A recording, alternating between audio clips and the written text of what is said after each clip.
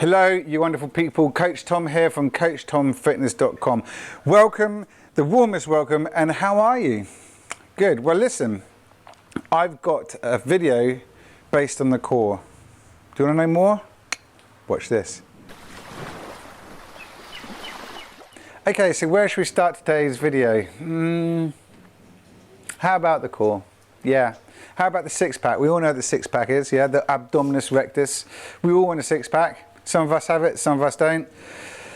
In fact, we probably all have it, but maybe it's hidden by a layer of fat. Anyhow, I digress.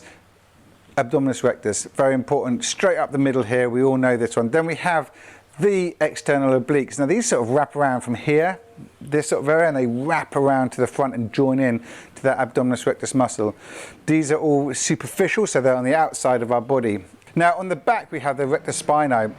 This isn't one muscle, this is a group of muscles stretching right about to our cervical region.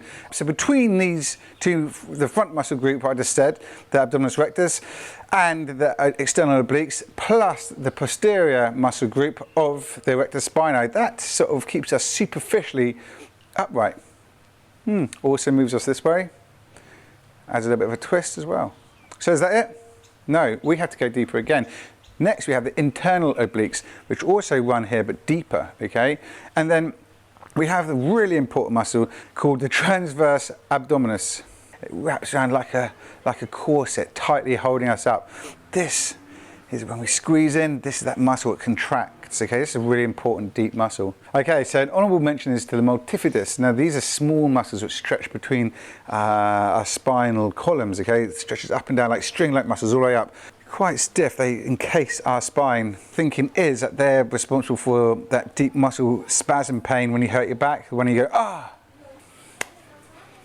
That's what the core is. How are we going to make this stronger? And how are we going to activate that? As usual, I've got you covered.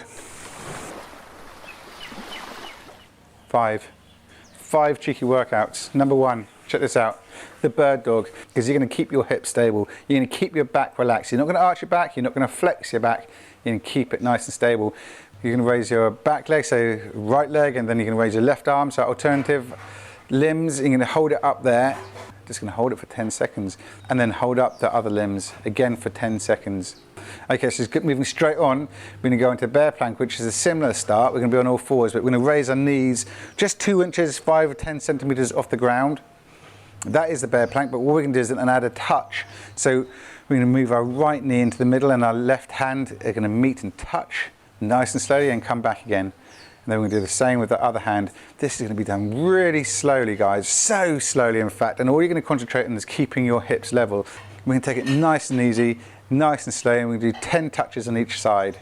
Good, 2 down. Once you've done that, we're going to go into a classic, which is the plank. I've got to admit something here, I'm not a fan of planks, not in its basic form, but the side plank is definitely a good version of it. You're just going to think about being a plank, your body's going to be as stiff as possible, you're not going to let your hips drop in any way, you're going to be on your feet and on your elbow, and you're just going to be strong core.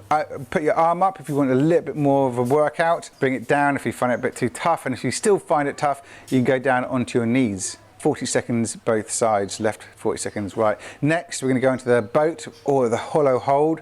So this is just, it requires a bit of balance. You're going to sit back as far as you can, raise your feet a little bit off the ground, and you're going to try and hold it there.